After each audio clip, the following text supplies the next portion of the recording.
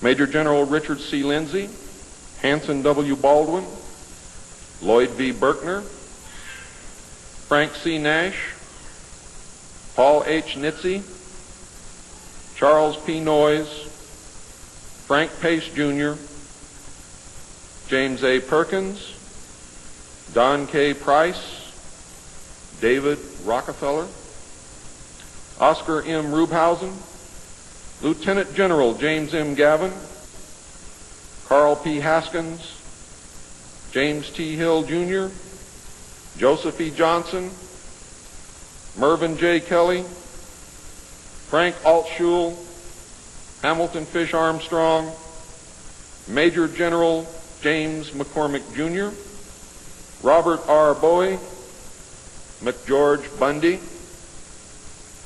William A. M. Burden, John C. Campbell, Thomas K. Findletter, George S. Franklin Jr., I. Rabbi, Roswell L. Gilpatrick, N. E. Hallaby, General Walter Bedell Smith, called Beadle, Henry D. Wolfe Smythe, Shields Warren, Carroll L. Wilson, and Arnold Wolfers. Now, these aren't bad guys. They were a study group. And the first MJ-12 was not made up of bad guys. They were made up of concerned Americans. What happened later became bad. The yanking of power away from the president, the formation of a secret government, the sale of drugs to the American people, etc., etc., etc. And I'm going to cover most of those things before I'm finished. It's about time. The second phase meetings were also held at the Marine base at Quantico, Virginia, and the group became known as Quantico II. Nelson Rockefeller built a retreat somewhere in Maryland which could only be reached by air for MJ-12 and the study committee so that they could meet away from public scrutiny. He donated the land, he built the facilities. Say hello for me, Phil.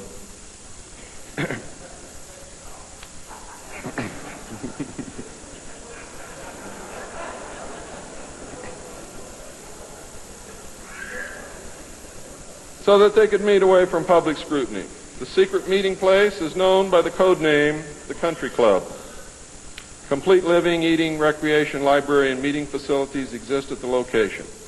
The study group was publicly closed in the later months of 1956, and Henry Kissinger published what was officially termed the results in 1957 as Nuclear Weapons and Foreign Policy by Henry A. Kissinger, published for the Council on Foreign Relations by Harper & Brothers, New York. In truth, the manuscript had already been 80% written while Kissinger was at Harvard. The study group continued veiled in secrecy. A clue to the seriousness Kissinger attached to the study can be found in statements by his wife and friends. Many of them stated that Henry would leave home early each morning and return late each night without speaking to anyone or responding to anyone. It seemed, in fact, as if he were in another world which held no room for anyone else. Now, when they say that he would not speak to anyone or respond to anyone, they meant it literally. I find these statements very revealing. The revelations of the alien presence and actions during the study must have been a great shock. I know I would have been shocked. Henry Kissinger was definitely out of character during the time surrounding these meetings, as he is normally described as being a gentleman, very charming, and most people who meet him like him very much. Henry Kissinger would never again be affected in this manner, no matter the seriousness of any subsequent event. On many occasions, he would work very late into the night after having already put in a full day. Coupled with his not speaking, this behavior eventually led to his divorce. A major finding of the alien study was that the public could not be told, as it was believed that this would most certainly lead to economic collapse, collapse of the religious structure, and national panic, which would lead into anarchy.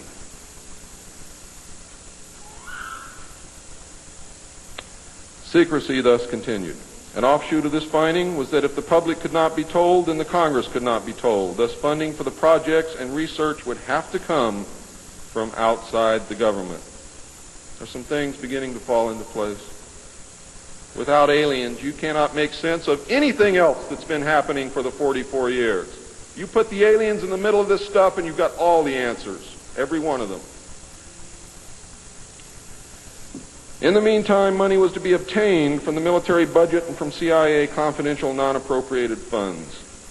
Another major finding was the aliens were using humans and animals for a source of glandular secretions, enzymes, hormonal secretions, blood, and in horrible genetic experiments. The aliens explained these actions as necessary to their survival. What I'm going to tell you now is very sad if it's true, because I am unable to weed through the lies and deception and really find the truth. All I know is what they told us. They stated that their genetic structure had deteriorated and that they were no longer able to reproduce. They stated that if they were unable to improve their genetic structure, their race would soon cease to exist. We looked upon their explanations with extreme suspicion. Since our weapons were literally useless against the aliens, MJ-12 decided to continue friendly diplomatic relations with them until such time as we were able to develop a technology which would then enable us to challenge them on a military basis. Overtures would have to be made to the Soviet Union and other nations to join forces for the survival of humanity. In the meantime, plans were developed to research and construct two weapon systems using conventional and nuclear technology, which would hopefully bring us to parity. The results of the research were projects Joshua and Excalibur. Joshua was a weapon captured from the Germans, which at that time was capable of shattering 4-inch thick armor plate at a range of 2 miles using low-frequency aimed sound waves. And it was believed that this weapon would be effective against the alien craft and beam weapons. Excalibur was a weapon carried by missiles not to exceed 30,000 feet above ground level, not to deviate from designated target more than 50 meters, that would penetrate 1,000 meters of tufa hard-packed soil such as that found in New Mexico, would carry a 1 megaton warhead, and was intended for use in destroying the aliens in their underground bases. Joshua was developed successfully but never used to my knowledge. Excalibur was not pushed until recent years, and now there is an unprecedented effort to develop this weapon.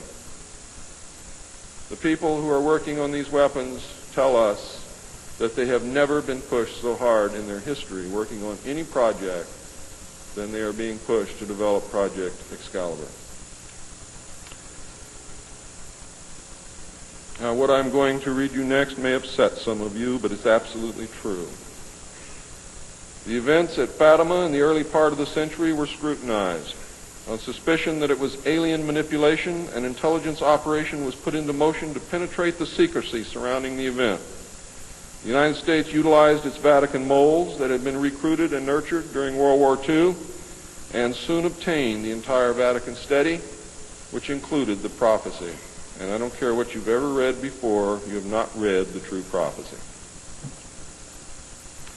This prophecy stated that if man did not turn from evil and place himself at the feet of Christ, the planet would self-destruct and the events described in the book of Revelations would indeed come to pass.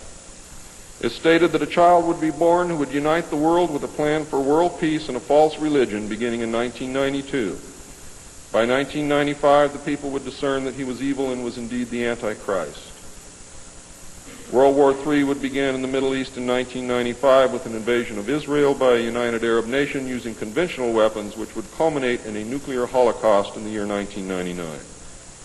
Between 1999 and 2003, most of the life on this planet would suffer horribly and die as a result. The return of Christ would occur in the year 2011. Is this true? I don't know. I know that it was decided by the United States government that this was indeed an alien event, and I believe that this is more deception